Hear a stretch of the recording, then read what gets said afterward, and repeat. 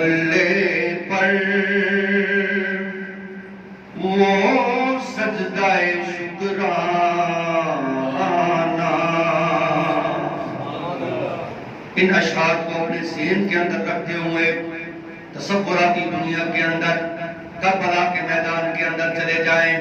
جب سیدنا امام حسین علیہ السلام نے آخری وقت کے اندر یزیدیوں کو خطبہ دیتے ہوئے سجدے کے اندر سر کٹایا، خون سے لت پت ہے لیکن نماز کو نہ چھوڑا. تیروں کے مصلی پر وہ سجدہ شکرانہ. شبیر نے بتلایا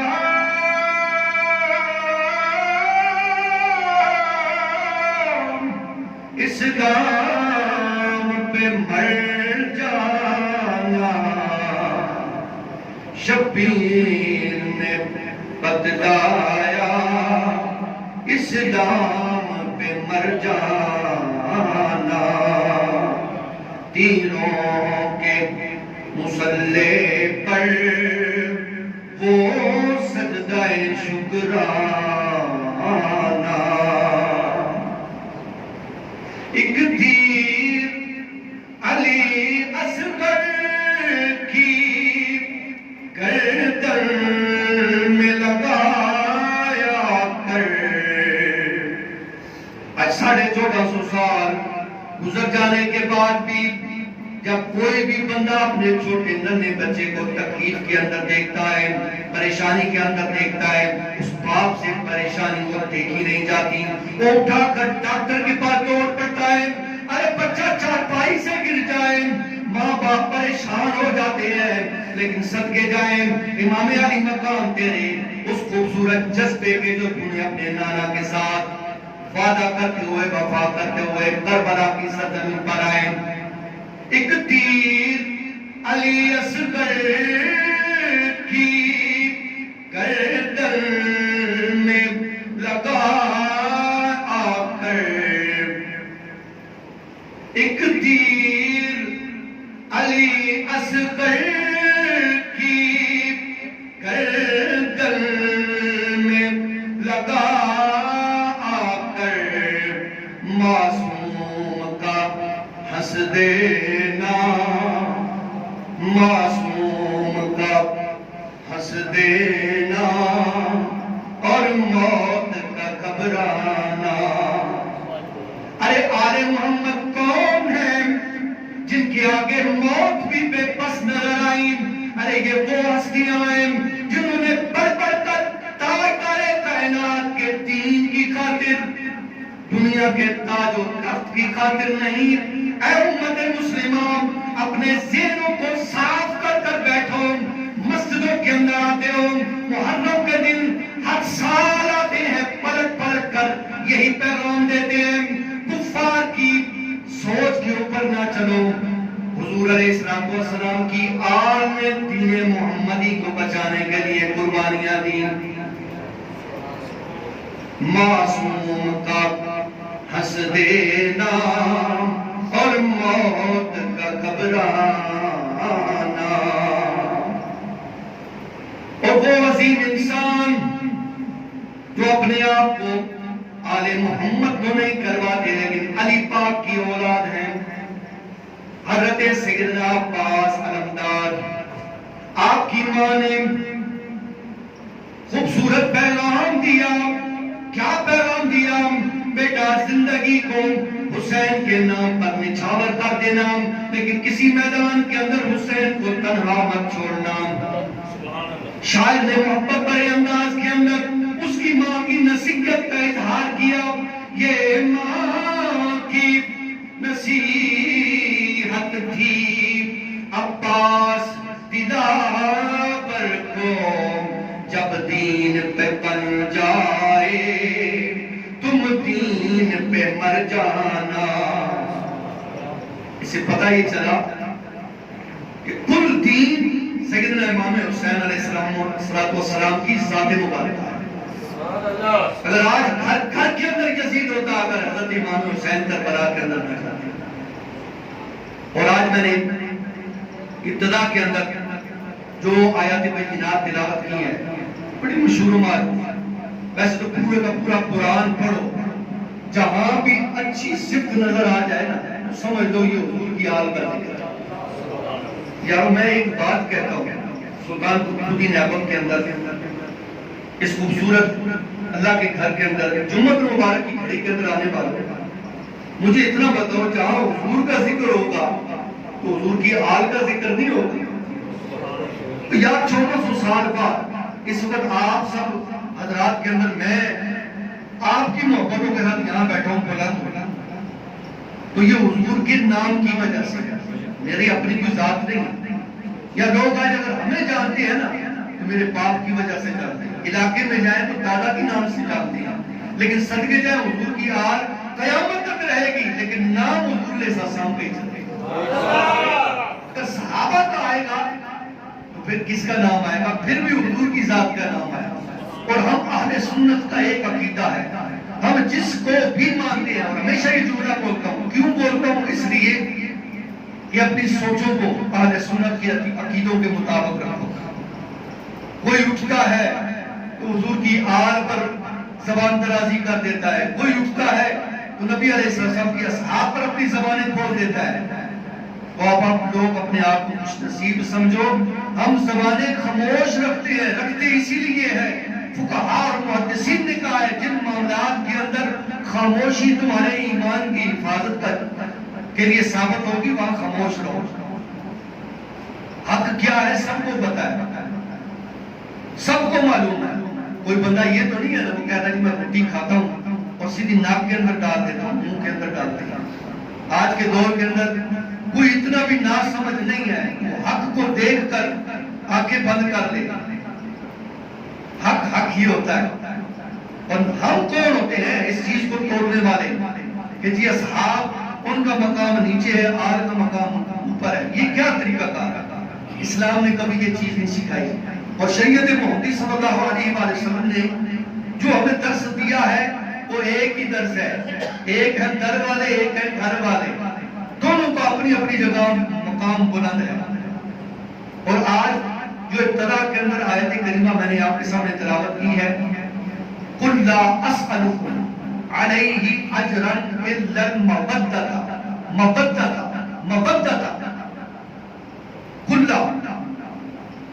قل کہتے ہیں نا کہ جہاں بھی جس چیز اور جس اہمیت ہوتی ہے نا، قل اعوذ باللہ، یہ چار قل بڑے اہمیت والے، ان کو اپنے گھر کے اندر لگا لو، گھر کے اندر خیر و برکت آ جائے گی. قل یا ایھا الکافرون، قل هو اللہ احد، قل اعوذ برب الفلق، قل اعوذ برب الناس. لیکن یہاں بھی قل لگا کر بتا دیا کہ ہاں میں اپنی آل کا، اپنے پیارے محبوب کی آل کا ذکر کر رہا ہوں. یہاں بھی توجہ چاہیے، توجہ طرف. قل لا اسألکم، اے لوگوں میں تم سے کچھ نہیں مانگتا سوائے اس کے تم میری آل کے ساتھ محبت کرنا. محبت نہیں، محبت تو سارے کریں گے لیکن محبت اور محبت کے اندر تبدیلی یہ ہے. ایک ہے وہ محبت جو زبان سے کی جائے، میں تم سے محبت کرتا ہوں. ایک ہے مچھلی کا پانی کے ساتھ محبت، پانی سے باہر آئے گی تو مچھلی کیا کرے گی؟ مر جائے گی. تم حضور کی آل کے ساتھ اس طرح کرو، محبت کرو. حضور کی آل کے اندر، ان کی محبت کے اندر رہو تو تم زندہ رہو. حضور کی آل کی محبت سے جدا ہو جاؤ تو محبت کے ذریعے کے اندر مر جاؤ. یہی تمہاری زندگی ہے. اور یہ وہ ہستیاں ہیں جن کے لیے میرے تاجدار علیہ السلام نے اپنے سجدوں کو لمبا کیا. یہ وہ ہستیاں ہیں جو مدینے کی گلیوں کے اندر چلتے تھے، یا سیدہ زہرا پاک سلام اللہ تعالیٰ علیہ کے گھر کے اندر رونے کی آواز ہلکی سی بھی آتی تو دروازے پر تاجدار کائنات ناکنگ کر دیا کرتے تھے، کھٹکھٹا دیا کرتے تھے. سیدہ حسین اور حسن کے رونے کی آواز مجھ محمد کریم علیہ السلام کو تکلیف دیتی ہے. تو اندازہ کرو میرے تاجدار علیہ السلام یہاں ایک واقعہ سنا کر اس چیز کو میں وضاحت کے ساتھ بیان کروں گا، بلکہ دو چیزیں ہوگی. اس اگلا جو بیان میں نے کر رہا ہوں اس کے ساتھ بڑا ایک خاص اور گہرا تعلق ہے. ملا علی قاری آپ آپ لکھتے ہیں تاجدار کائنات صلی اللہ علیہ وآلہ وسلم جس جگہ آرام فرما رہے ہیں، گنبد خضرا کے اندر جس جگہ آرام فرما رہے ہیں، پھر توجہ چاہوں گا، کوئی بندہ کہیں کوئی سوچ کے اندر مبتلا ہے، میرے جملوں پر غور کیجئے گا۔ فرماتے ہیں جس جگہ حضور علیہ السلام آرام فرما رہے ہیں وہ مٹی رب کے عرش سے بلند ہے۔ محبت سے کہہ رہے سبحان اللہ۔ پھر جملہ غور کرنا ہے، بہت بڑا محدث اور مفکر لکھ گیا ہے کہ جس جگہ تاجدار کائنات آرام فرما رہے ہیں گنبد خضرا کے اندر، وہ جنتی حصہ جس کو اللہ رب العزت نے فرمایا کہ جنت کا ٹکڑا تھا، جس کو میں نے زمین پر رکھا، پھر زمین کی مٹی کو اٹھایا، لوگ سمجھتے ہیں وہ زمین کا حصہ ہے، نہیں وہ تو جنت کا حصہ ہے۔ تاجدار کائنات کا جو خبیر ہے وہ اس زمین کا ہو ہی نہیں سکتا، وہ اللہ رب العزت نے جنت کا ٹکڑا اٹھا کر جنت البقیع مدینہ المنورہ کے اندر رکھا، اور اسی زمین سے وہ مٹی کا حصہ اٹھایا اور اٹھا کر اس خمیر کو انسانی شکل دی اور پھر تاجدار کائنات کو تخلیق فرما دیا۔ وہ مٹی رب کے عرش سے بلند ہے۔ پھر جملہ غور کریے گا، وہ مٹی ہے جسم کا حصہ نہیں، وہ مٹی ہے جسم کا حصہ نہیں۔ یہاں تو تاجدار کائنات نے ارشاد فرمایا فاطمہ تو بدعۃ منی، فاطمہ میرے جسم کا حصہ ہے۔ اگر مٹی کا یہ مقام ہے تو حضور کی آل کا کیا مقام ہے؟ تاجدار کائنات کی بیٹی کا یہ مقام ہے، اور اگر بیٹی کا یہ مقام ہے تو حسنین کریمین کا کیا مقام ہے؟ اور میرے تاجدار نے ایک ایک موقع پر کئی موقعوں پر فرمایا یہ ہے میری آل، اور وہ آل کے اندر کون تھے؟ 5 افراد۔ میرے تاجدار علیہ السلام، حضور خاتم النبیین، اور دائیں کھڑے ہیں حضور مولا کائنات سیدنا علی المرتضیٰ شیر خدا کرم اللہ وجہ الکریم، اور آپ کے ساتھ ہے سیدہ کائنات جنتی عورتوں کی سردار سیدہ فاطمہ الزہرا سلام اللہ تعالیٰ علیہا، اور ادھر کھڑے ہیں آگے آپ کے دائیں اور بائیں حسنین کریمین۔ اور یہ وہی موقع ہے کہ پیر خضر حسین شاہ چشتی منڈی باؤدین والے کلام لکھتے ہوئے بڑا خوبصورت فرما گئے کہ میرا حسین باغ نبوت کا پھول ہے۔ کوئی زبان خاموش رہے، محبت سے کہا کہہ دے سبحان اللہ۔ میرا حسین باغ نبوت کا پھول ہے،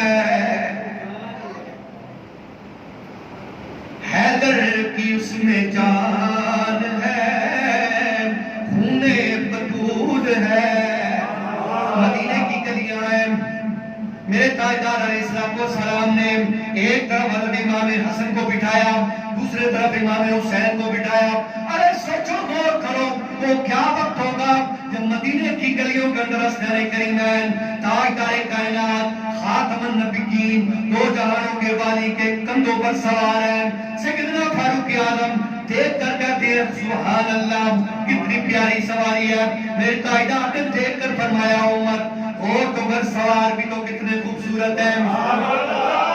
پیر خضر حسین شاہ کا قلم اٹھا اور لکھنے پر مجبور ہے گئے میرا حسین باغ نبوت کا پھول ہے، جس کی سواری اللہ کا پیارا رسول ہے، جس کی سواری اللہ کا پیارا رسول ہے۔ غور کرنا یہ شعر آپ کے توجہ چاہوں گا، آپ کے ایمان پر، آپ کے سر و زمین پر دستک دیتے ہوئے یہ شعر پڑھوں گا۔ آج ممبروں پر اس پلید کا نام کیوں لیا جاتا ہے؟ تاکہ لوگوں اس سوچ سے بچ جانا، اس کے کردار سے بچ جانا جس کے لیے یزید نے لاکھوں ظلم کیے، جس کے لیے یزید نے لاکھوں جتن کیے۔ ارے مدینہ کی گلیوں کے اندر گھوم گھوم کر دے، تو بیعت کرے گا تو میں علاقے کا بادشاہ بن جاؤں گا، میں سلطنت کا بادشاہ بن جاؤں گا، اگر تو بیعت نہیں کرتا تو میں ہمیشہ پریشان رہوں گا، اگر تو بیعت نہیں کرے گا تو میں ظلم و ستم کے پہاڑ قائم کر دوں گا، اتنا ظلم کروں گا کہ تجھے پریشان کر دوں گا، تجھے مجبور کر دوں گا۔ لیکن یاد رکھو امام علی مقام تخت و تاج کے لیے کربلا کی سرزمین پر نہیں گئے، آپ کو اپنے نانا کی شریعت کو بچانے کے لیے کربلا کی سرزمین پر جاتے ہیں، جس کے لیے یزید نے لاکھوں جتن کیے، وہ تاج تو آقا حسین کے قدموں کی دھول ہے۔ تو تاج کی بات کرتے ہو، میرے پیارے محبوب علیہ السلام کی اولاد کا یہ مقام ہے، اور پھر آج بات کرتے ہیں بات بات پر، یہ رافضی ذلیل کمینے مجبور ہو کر آج میں یہ بات کر رہا ہوں، بار بار سرکار سیدنا صدیق اکبر پر انگلیاں اٹھاتے ہیں۔ سیدہ کائنات باغ فدق کے لیے گئی ضرور تھی، پھر میں یہ جملہ بول رہا ہوں، لیکن جب سرکار سیدنا ابوبکر صدیق رضی اللہ تعالیٰ عنہ نے فرمایا اے سیدہ، نبی علیہ السلام کی اور نبی کی کوئی وراثت نہیں ہوتی، نبی کی وراثت کا مالک حضور صلی اللہ علیہ وسلم کی امت ہوتی ہے۔ اس وقت اسلام کمزور ہے، جس طرح باقی سیدہ آپ کا فیصلہ ہوگا ہم ماننے کے لیے تیار ہیں۔ سیدہ نے فرمایا میرے نانا جان نے ساری زندگی فقر کے اندر گزاری، میں یہ سوال سرکار سیدنا صدیق اکبر سے پوچھنے کے لیے آئی تھی، پوچھ لیا، مطمئن ہوں جا رہی ہوں، لیکن اب دشمنان اسلام باغ فدق کو لا کر سرکار سیدنا صدیق اکبر کی گستاخیوں پر اتر آئے۔ میں چیلنج کے ساتھ کہتا ہوں کہ ویڈیو بن رہی ہے، مجھے کسی چیز کا ڈر نہیں ہے، اگر حکومت وقت نے اس ذلیل کو گرفتار نہ کیا، آصف عدوی کو، رافضی کو، کتے کو، تو یاد رکھو تمام اہل سنت اس کی مذمت بھی کرتے ہیں، اور انشاءاللہ ہم نہیں چاہتے کہ ملک کی بدامنی اور ملک کے حالات خراب ہوں، لیکن اس طرح بھی نہیں چاہیں گے کہ کوئی کہیں سے اٹھے اور صحابہ پر اپنی زبانیں کھول دے۔ یارو کچھ خدا کا خوف کرو، اگر تمہارا اسلام کے ساتھ کوئی تعلق ہے، تم سمجھتے ہو کہ چند دن ہمارا ماتم کرنا یہی اسلام ہے، پھر نبی کی شریعت کہاں گئی؟ حضور علیہ السلام کی بیٹی کے سروں کا بال اور چادر سرک جائے تو آسمان سے فرشتہ آ جائے، کہے سیدہ کو کہے چادر اپنی ٹھیک کرے، ان کے بالوں پر فرشتوں کی نگاہ پڑ رہی ہے، اس لیے سورج نہیں آ سکتا، سورج بھی جس سے شروع آیا کرے۔ ارے یہ وہی سیدہ ہے، جب محشر کا میدان ہوگا فرشتہ ایک ندا دے گا، اے لوگو نگاہیں جھکا دو، راستہ چھوڑ دو، سیدہ کائنات حضور صلی اللہ علیہ وسلم کی شہزادی آ رہی ہے، ان کے آنے پر نگاہیں بھی جھکاؤ، راستہ بھی چھوڑ دو۔ اور جن کے لیے محشر کے میدان والے دن راستے چھٹ جائیں، نگاہیں جھکانے کا حکم ہو جائے، یہاں ہم کہیں نا کہ نگاہ جھکا دو، پھر وہی انسان نگاہ اٹھا لیتا ہے، لیکن وہاں کسی کی جرت ہوگی کہ اللہ کو حکم ہو، فرشتے سر پر ہو اور کوئی نگاہ اٹھائے؟ اور اسی طرح اگر دیکھنا ہے تو جب آپ رات کے وقت بھی کہیں جاتی تو کہتی اے حضور مولا کائنات سیدنا علی پاک آپ ایسا کیجئے، میں اپنے ابا جان سے ملنے کے لیے جانا چاہتی ہوں، تو آپ ہمیشہ سیدہ کا ادب کیا کرتے تھے، حالانکہ بیوی تھی، فرماتی نہیں، حضور علیہ السلام کے وہ جملے مجھے یاد ہے کہ میری اولاد، کیونکہ میں خاتم النبی کیوں ہوں، میری اولاد اے سیدہ تیرے بدن سے چلے گی، میں تیرا ادب۔ فرمایا آپ میرا ادب کرتی ہیں ٹھیک ہے، لیکن رات کی تاریکی کے اندر آپ کے جہاں قدم ہوں گے سیدہ کی قدم وہاں ہوں گے۔ فرمایا کیوں؟ کہا حضور کی بیٹی کے قدموں کا نشان بھی کوئی نہ دیکھ سکے۔ اور آج اگر سیدہ کا نام لے کر سرے بازار کچھ عورتیں آ جائیں اور کہیں کہ ہم ذکر حسین کر رہی ہیں، اور قرآن کی آواز اگر عورت کی گھر کی چار دیواری سے باہر جائے تو شریعت محمدی تو اس کو بھی قبول نہیں کرتی۔ میں سخت جملہ نہیں بولتا، لیکن اتنا ضرور کہتا ہوں، فوراً اس آصف عدوی کو جس نے اسلام آباد کے اندر 4 محرم کو سرکار سیدنا صدیق اکبر کی گستاخی کی ہے، پھر فوراً اسے گرفتار کیا جائے، ورنہ ہم اہل سنت کے تمام علماء کے حکم کے پابند ہیں۔ انشاءاللہ وزیر اگر کوئی بھی نہ نکلا تو میں تنہا نکلوں گا، کوئی بھی نہ نکلا تو تنہا نکلوں گا۔ ہم نہیں چاہتے ملک کا امن تباہ ہو، ہم یہ کہہ رہے ہیں، وقت سے پہلے کہہ رہے ہیں کہ 4 محرم کو اسلام آباد کے اندر، اور حکومت پنجاب اس پر غور و فکر کرے، وہ بدماش کمینہ اس فیصل آباد کا رہنے والا ہے، اور اسلام آباد کے اندر دارالحکومت کے اندر جا کر خدا کی قسم وہ ویڈیو سوشل میڈیا پر وائرل ہوئی۔ اب الحمدللہ علماء کرام وہاں کے مجسٹریٹ کے پاس پہنچ چکے ہیں، علماء اہل سنت، انہوں نے بھی یقین دہانی کرائی کہ 10 محرم سے پہلے اس ظالم کو گرفتار کیا جائے گا۔ لیکن میں یہاں یہ بات کہنا چاہتا ہوں، یہ اس طرح کے لوگ غدار، پھر یہاں یہ کہوں گا جو غازی اور ڈرامہ دیکھتے ہیں، میں صحیح کہتا ہوں ڈرامہ ویسے ڈرامہ ہی ہوتا ہے، میں ان کے ایکٹروں پر بھی چاہتا ہوں کہ زندگیاں نہیں ہیں، لیکن میں کہتا ہوں کیا حقیقت بیان کی۔ مسلمانوں کی صفوں کے اندر غدار بیٹھے ہیں لیکن ہمیں پتہ نہیں۔ اگر اسلام کو ترقی دینی ہے تو اپنے آس پاس بیٹھے ہوئے غداروں کو پہچانو، اسلام کے دشمنوں کو پہچانو جو اسلام کو نقصان پہنچا رہے ہیں۔ اب آخر پر صرف ایک حقیقت جو میں اسٹڈی کر کر لایا ہوں، بڑی خوبصورت، اور یہ آپ لوگ یہ بن بھی نہیں ہے انشاءاللہ، اگر فیس بک پر یوٹیوب پر محمد عبیس باقی کے نام سے بھی سرچ کریں گے تو یہ وہاں سے بھی آپ کو ملے گا۔ اور اگر اس کے علاوہ یہ ماشاءاللہ بھائی بیٹھے ہیں، اسی علاقے کا میں نے ایک واٹس ایپ گروپ بنایا ہوا ہے، لوگ فقہ کے مسئلے پوچھیں، کوئی بھی مسئلہ پوچھیں، کہ بھائی اب فون کرتے ہیں کئی افراد، فیصل صاحب ہیں، دوسرے جتنے بھی میرے چاہنے والے ہیں، بزرگوں کے چاہنے والے ہیں، ہماری کیا یار اس منبر پر بیٹھنا کوئی آسان کام نہیں ہے، اے سی چل رہا ہے لیکن میں پسینہ پسینہ ہوگا، بہت مشکل ہے بھائی۔ یہ اتنے بندوں کی نماز لے کر میں آگے جاؤں گا، میں بہت پریشان ہوتا ہوں، اور وہ بھی جمعۃ المبارک کی نماز، یہ ابھی بھی میرے جسم کے اندر کمپارت آ رہی ہے۔ ایک تو یہ محرم کے بیانات کرنا، واقعات بیان کرنا، دل خون کے آنسو ہوتا ہے۔ آپ سب کو معلوم ہے کہ کربلا کی سرزمین پر کتنے افراد تشریف لے گئے تھے، شہید تو 72 ہوئے تھے، ٹوٹل 82 افراد گئے تھے، کتنے؟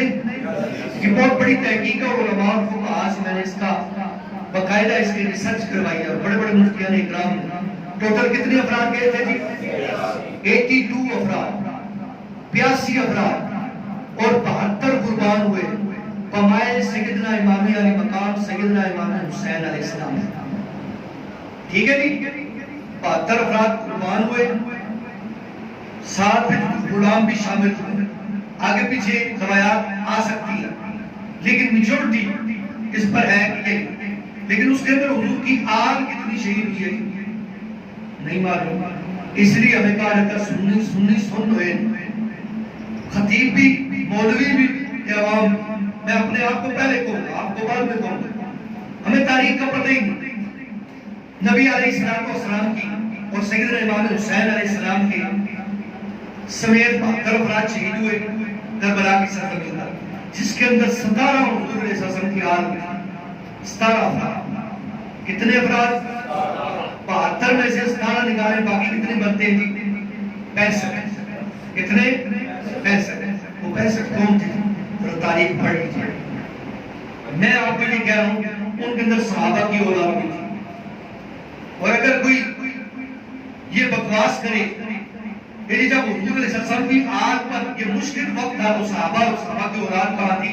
وہ خدا کی بندو تاریخ پڑھو، تاریخ کے اندر موجود ہے 17 افراد حضور علیہ السلام کی آل تھی، 72 قربان ہوئے، 17 حضور علیہ السلام کی آل تھی، اور 65 افراد باقی تھے، کچھ غلام تھے، کچھ صحابہ کی اولادیں تھی، کچھ صحابہ تھے۔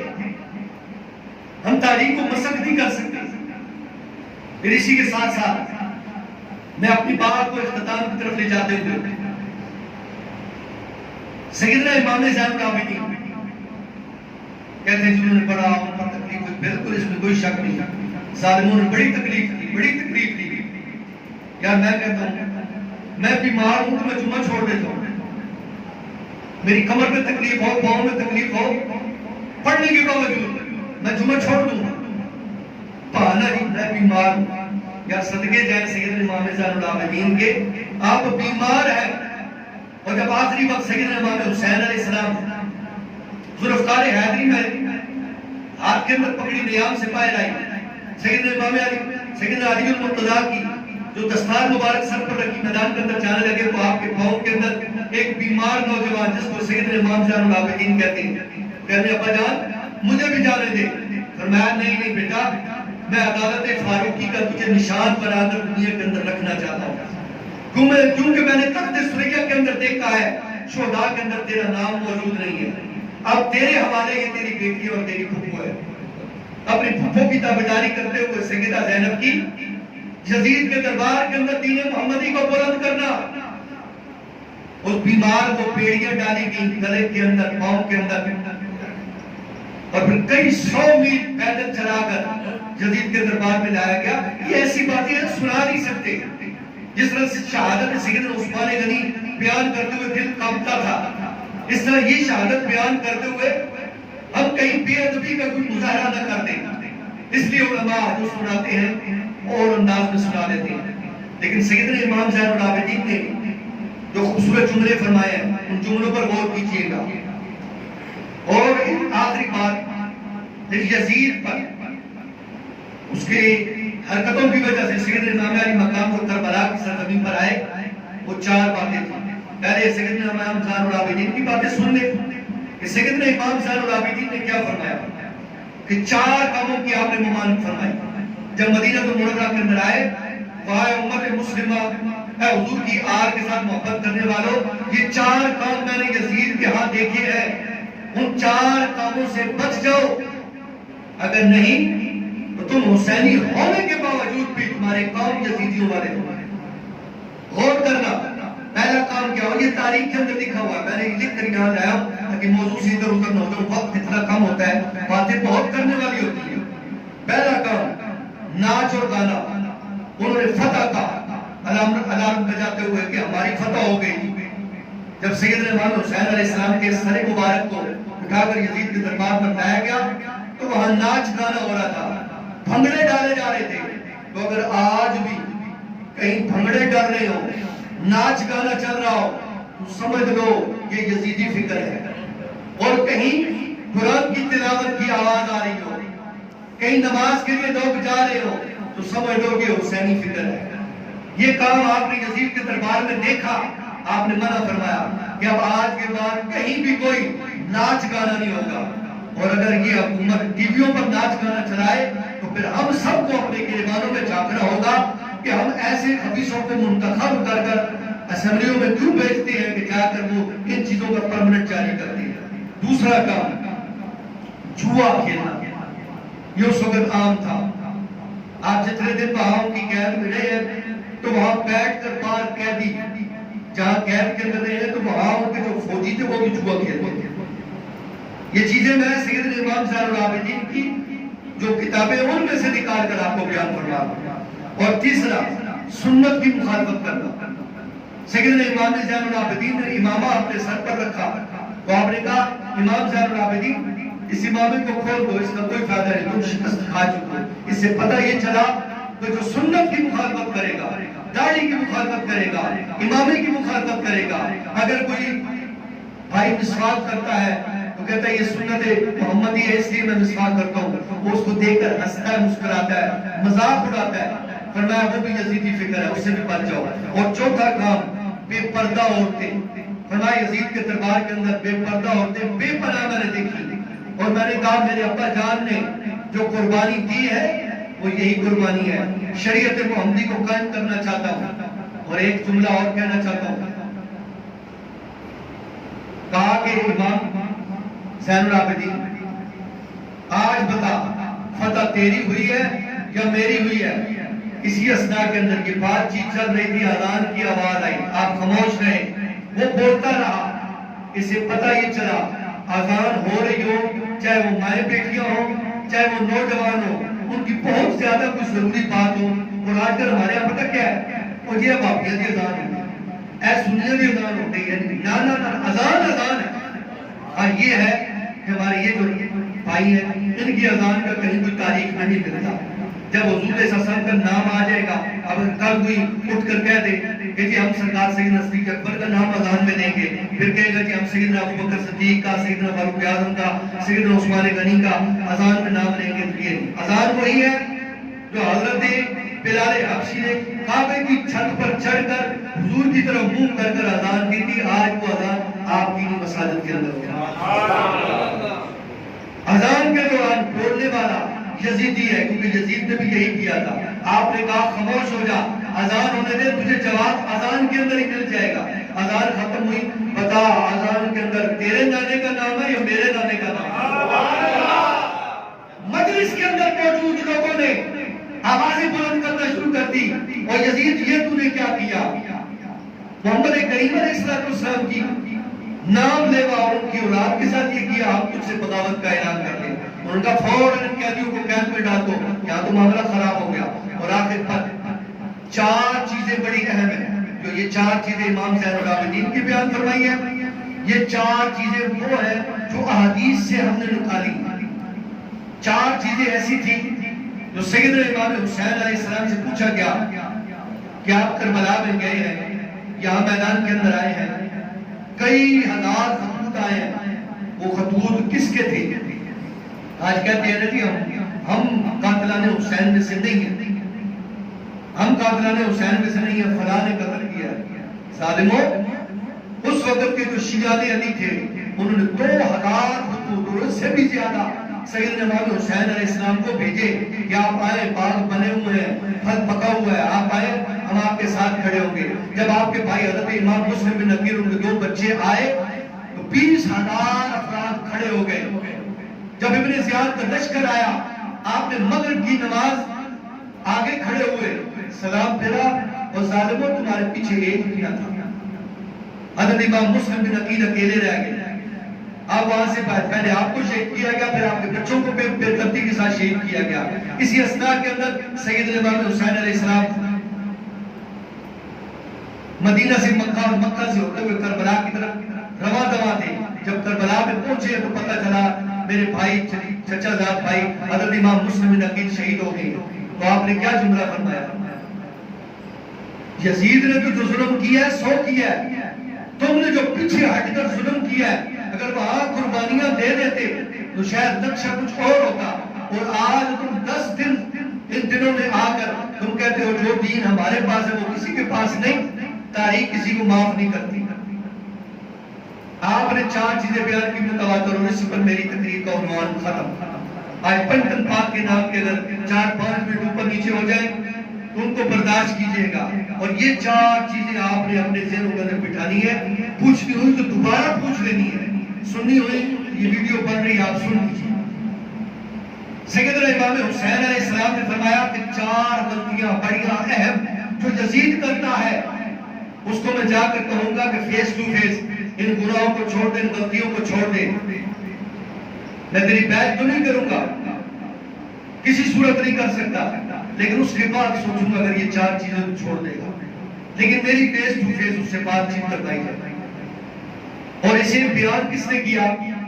سیدنا عبدالعزیز دباغ علیہ رحمہ نے اپنی کتب کے اندر، مراکش کے اندر ایک بزرگ کو گزرے ہیں اور طریقہ محمدیہ کے پیشوا ہیں۔ اور دوسرا ان 4 چیزوں کو حضور غوث اعظم سرکار نے اپنی کتابیں، وہ 2 کتابیں مفاتیح الغیب اور فقہ جسمانی دونوں کے اندر بیان فرمایا سب سے پہلا یزید نماز کے اندر سستی کرتا تھا، دل کیا تو پڑھ لیں، دل کیا تو نہ پڑھ۔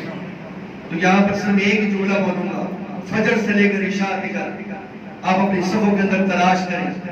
ہم تو راہ روی کے اندر، بے روی کے اندر نمازیں قضا کر دیتے ہیں، بلکہ قضا کرنا دور کی بات ہے، چھوڑ دیتے ہیں، پڑھتے ہی نہیں۔ تو سمجھ جاؤ ایک ہے حسینی فکر، ایک ہے یزیدی فکر۔ نماز پڑھنا یہ حسینی فکر ہے، نماز کے اندر سستی کرنا اور نہ پڑھنا یہ یزیدی فکر ہے۔ پھر نمبر 2، پبلک فنڈ کے اندر خیانت کرتا تھا، یعنی جو ٹیکس اکٹھا ہوتا تھا وہ کہتا تھا یہ میری جاگیر ہے، جدھر دل کرتا تھا استعمال کرتا تھا۔ آپ نے خطوط لکھا، کہا اس پبلک فنڈ کے اندر خیانت نہ کیا کر، جو ہے ہی پبلک فنڈ مخلوق خدا کا معاملہ ہے۔ میں یاد چھوٹی سی مثال دے دوں، الحمدللہ مسجد کا بے شک چھوٹا سا فنڈ ہے، سلطان قطب الدین ایبک، لیکن اگر اس کے اندر کوئی خیانت کرے گا وہ اللہ اور اس کے رسول کا بھی مجرم ہے، اور یہاں پر بھی یزیدی اور حسینی فکر ہے۔ پبلک فنڈ کے اندر خیانت کرنے والا بچ نہیں سکتا، کوئی بھی ہوگا۔ اس لیے یہ دوسری بات۔ تیسری بات، شراب اور نشاور چیز اس نے پرمنٹ جاری کیا ہوا تھا، یہ کر سکتا ہے کیونکہ وہ خود شرابی تھا، جس کی وجہ سے سیدنا امام علی مقام نے فرمایا کہ میں کسی شرابی اور زانی کی بیعت نہیں کر سکتا۔ اور چوتھی اور سب سے اہم بات، وہ ماں اور بہنوں کی عزت اس کے دربار کے اندر محفوظ نہ تھی۔